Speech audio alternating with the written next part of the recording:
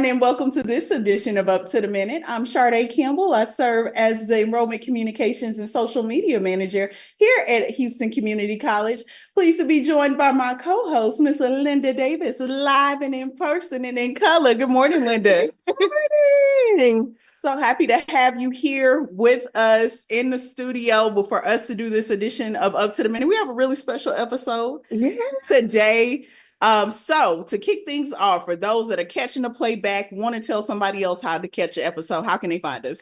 We're live on Houston Community College's district Facebook page, not HCC, and YouTube. We're also on X, LinkedIn, and on HCCTV, of course, at noon, 5 and 10, Monday through Friday.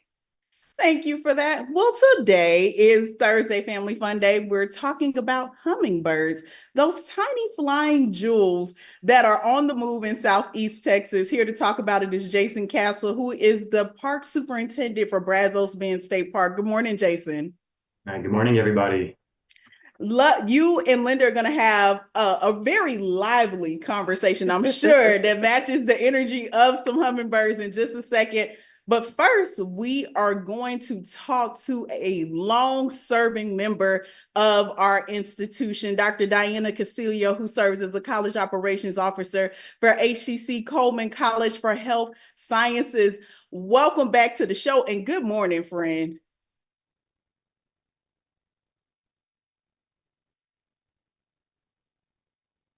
Dr. Good morning. Castillo? Good morning, Sharday. How are you? You know, you and Linda are two of my favorite people. Oh my goodness. Well, make me feel good on a Thursday. Why don't you? Or us for that matter. So you have been serving students for how many years is it? It's really 47, but talent engagements records reflect 45. So I'll stick to 45. Well, that is what you are going to be recognized for. That is what you are going to be recognized for at our employee recognition ceremony. So we'll go with that. I kind of have the same thing. Did you work part-time at some point? Yes, I did. Yeah, it's kind of funny how they do part-time, but we on the show today, since we're honoring you, we're going with 47 because you have done your you have done your time. So it was shared with me that you arrived in Houston in 1975 as just a small town girl wanting to serve students. Tell us a little bit about your journey to HCC. Very good. Thank you so much. I'm happy to do so. I came here in 1975 after having taught 1 year, and I was quickly introduced at Reagan High School to the Houston Community College system by a very dear colleague of mine, Dr. Maud Ferguson. She was truly a mentor who got me started in the pathway to guidance and counseling, and kind of helped me to see that I had a lot of skills and abilities that could be used to further enhance the education of students, their needs, etc. And having known that, because I experienced it myself as a high school graduate, when I started going to college, there was no question that we were going to go. However, no one talked to us about how to get into college, the resources that we were going to need to get into college. And it was a very dear financial aid officer in Kingsville, Texas, IQ Vidauti, who was the director of financial aid at the time, who immediately saw that I had no loans, I had no Pell Grants, I had nothing. And he immediately helped my dad and I to establish those, and that got me into school. That's where I started to develop a passion for wanting to help others, because I realized there are so many students out there that perhaps don't have the types of connections that they need to help them get into school. And I love to hear that you started off in financial aid. Both I don't know if Linda started in financial aid. Yes, that's where we met. I started in financial aid, and I think what is such a core part of your story is somebody helped you, and that sparked something in you to say, you know what, I can be that person to somebody else, or I could be the change that I want to see. So I always love hearing origin stories of higher ed, because all of us, it's all different. Like, I came to corporate and realized, hey, there's purpose in this. I came from corporate and realized there's purpose in this work. And you came and quickly realized, because somebody helped you, this is where you really wanted to be. So you had quite a bit of mentorship, which honestly is a bit of an anomaly in any industry. So that's been a blessing on your journey as well. And you moved into leadership sometime in the 90s. So tell us a little bit about that.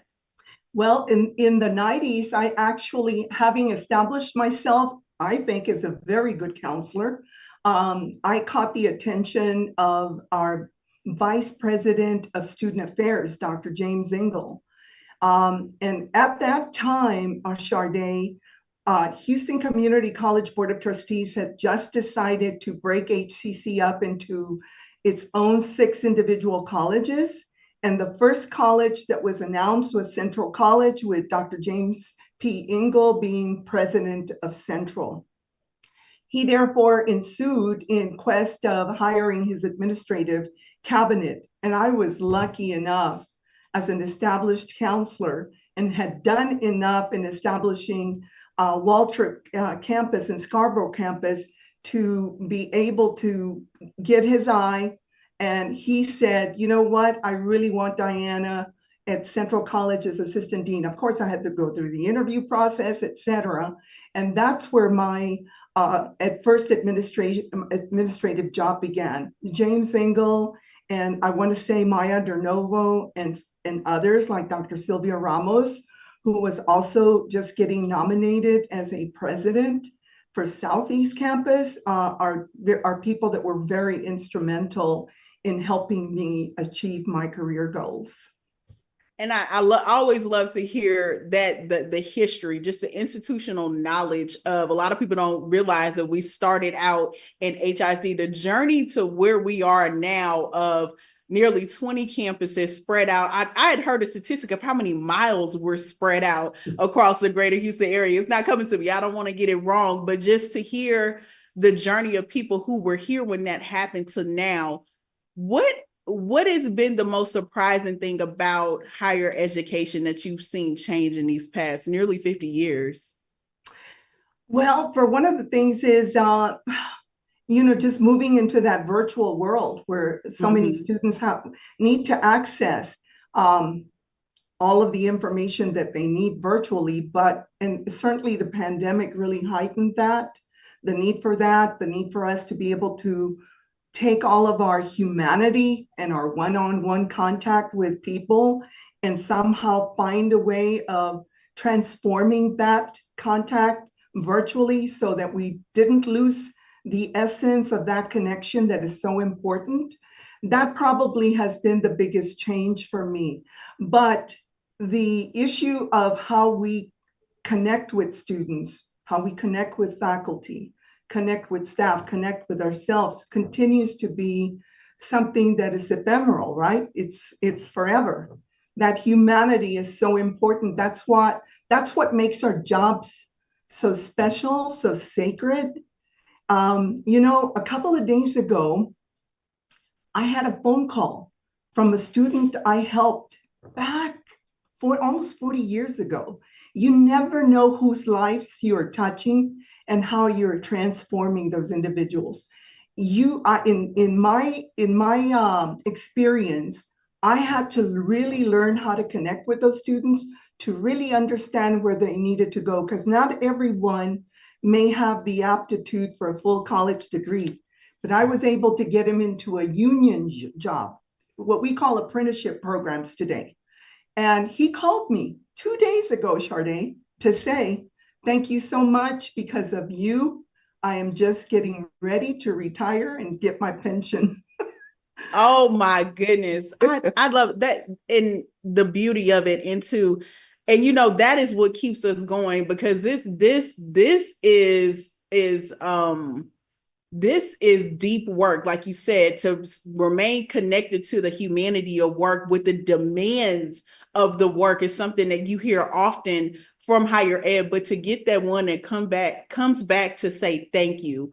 that I think nobody understands just how much fuel that is. It's a lot of fuel, Sade. And I mean, I love everything I have done in my 47 years at HCC. And certainly each experience has been different.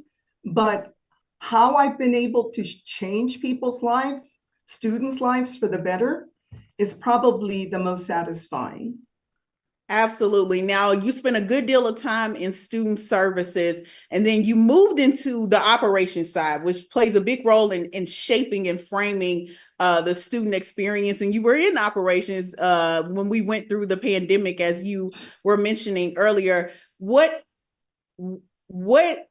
Okay, Coleman has made big changes, but now tell us about your experience on the operations side.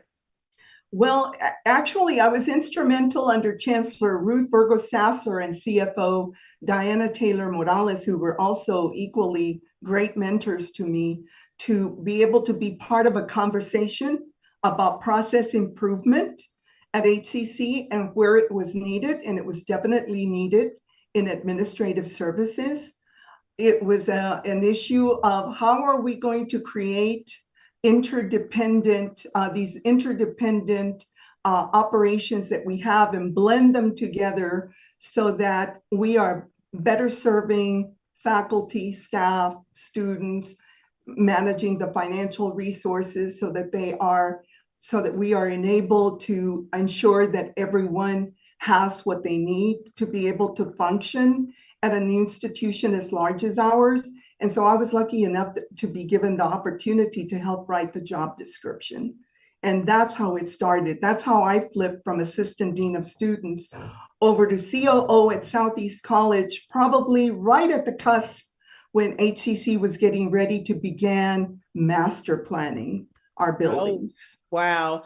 And you know, it is hard to squeeze 47 years into a 10-minute interview. We missed a lot of just accomplishments and milestones that you've been able to make over the years. As we wrap out, and if you could do it real quick, what has been one or two of the most memorable moments at HCC? Well, definitely my serving as interim president at Southeast College. I was able to do great things there with the faculty. You can't do anything without the faculty. Let me just say that. You can't do anything without our student services leaders either. And establishing women's global studies, a lot of the continuing education programs that we have today, the Mexican American Studies program, some of the murals that you see at the East End, and a lot of the master planning that went on there are things that I did in that short period of time.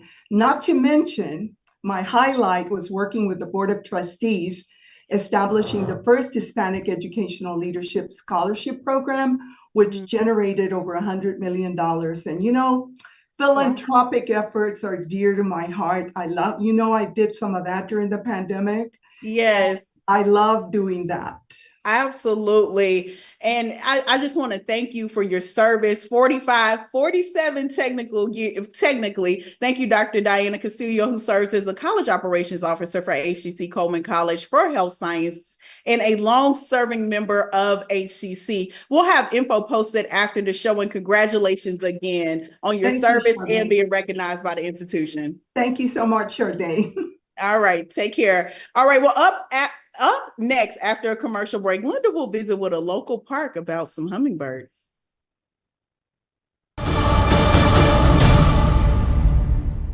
When I grow up, I want to work in a lab to build robots. From classroom to career, we're with you every step. Register for real-world education at hccs.edu. That one day at PE when they were like yelling at me and then you just linked arms with me. I don't think you know how much like that helped me. I finally like knew that I had somebody.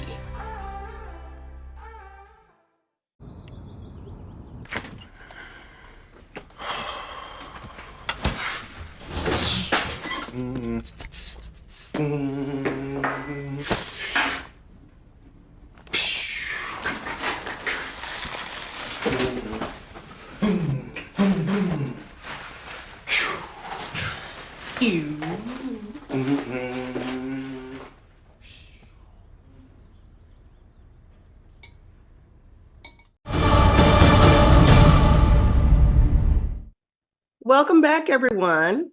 We're back with Jason Castle, the park superintendent for Brazos Bend State Park. Welcome to the show, Jason. Thank you for having me. Thank you. As we said earlier, hummingbirds are on the move in Southeast Texas, and you're hosting an event soon to see them up close. So let's start there. Tell us about the event called Humming Banding, right? What is that? Yeah, so basically what we're doing is we're actually safely capturing a hummingbird, collecting some data from it, putting a band on there with a unique number. And then basically what we do is we give them one last little sip of nectar and send them on its way. And it's a program that we've been doing over pretty much the weekends in September. And we have the next one coming up on this coming Saturday from 8:30 to 9:30. So it's a really cool opportunity to see these little guys up close. It's a trained person to do this, so no animals are harmed. And that's always what we love about this, is that we are an outdoor classroom essentially, and people can come out here and learn about things like these hummingbirds. Wow, that's very interesting. Tell us about the hummingbird trap. That sounds kind of scary. It's not scary as you would think, right? So it's basically, you know, folks do this at home. They'll have a hummingbird feeder, and that's ultimately what we use. But over that feeder, we have a very, very fine kind of like a mesh. And so once a hummingbird is there, we kind of release the mesh, and it doesn't harm the bird. And then that trained person goes in there and safely handles the bird. And then that's kind of how they retrieve them from that bird feeder, essentially. So it's a very, very safe way to do it. And of course, these people are trained specifically to do that. And that's how we get to collect the data that we need to help, learn more and more about these amazing birds. Awesome. Now tell us a little bit about banding. So the banding is a little tiny band that literally goes around their leg or their foot. And it's got a very unique number. So what this trained person does is they'll do things like measure the wingspan. They'll look at the overall health of the bird, and then they will even weigh them. And we're talking about little grams here, 6 to 8 grams. They don't weigh very, very much. And so that information is tied to that number that is on that band. And then that is put into a database that anybody could go and retrieve, essentially. So if we were to catch a hummingbird with an existing band, we can go in there and pull that information that's already there, add to it, and therefore continue that amazing study to say, wow, this bird was from, this whole other area and somewhere in the Americas. And look how far he's, gone at this point. Wow, that is amazing. Now tell us about the nesting season in the U.S.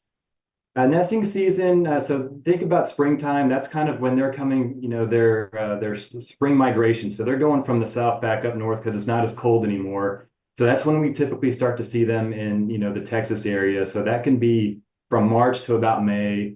They'll start nesting, breeding and nesting. And then usually around April, you'll start seeing more and more hummingbirds. So as they kind of get bigger and they're able to, then they'll start migrating south for the winter, just like any birds typically do. And so they'll go all the way across the Gulf of Mexico. So if you can imagine that itty tiny bird traveling that far to the Yucatan Peninsula in Mexico, that is an amazing feat, right? Right. That's why Brazos Bend is so special, because when they're going back into the spring migration, we are one of the stops that typically along the Texas coast that they will stop at. So we're in a very special area for sure. Now, I can only imagine the journey. And to say those little cuties go all the way there and come back across the Gulf Coast is amazing. Absolutely. Now, are there any kind of flowers that they like best for those of us who may be trying to attract some of these little hummingbirds to our garden? Absolutely. So right outside my office, it's called Turk's Caps, and hummingbirds love Turk's Caps. It's a native plant to this area, so that means that it doesn't take a whole lot of watering. They're pretty drought, tolerant, things like that, but they are really attracted to a lot of reds and oranges. And that's why it's important that if you are going to put a feeder out or have, flowers, the flowers being red attracts them, but I think there's this presumed that I'm going to make the nectar or the sugar water red, which you do not have to do. They're simply attracted to the red part of the feeder, not the actual liquid itself. Because if you think about the nectar in a flower, it's also clear as well. And so Anything red typically will attract a lot of hummingbirds for your yard for sure. Really quick, last question. Is it true that the Americas are the only area where you find hummingbirds in the world? Absolutely. Yep. And the Americas can go as far to Canada. Some species will make it that far up there and then as far down into like the Central America. So Guatemala, Honduras, and Mexico. And then, of course, our special spot in Texas. Wow. We want to thank you, Jason Castle, Park Superintendent for Brazos Bend State Park. We're so glad to have you here. We'll have your information posted after the show. But coming up after a quick commercial break, we'll be back, Sharday and I, with some hot news and announcements. When I grow up, I want to work at a school so I can be a teacher. From classroom to career, we're with you every step. Register for real-world education at hccs.edu.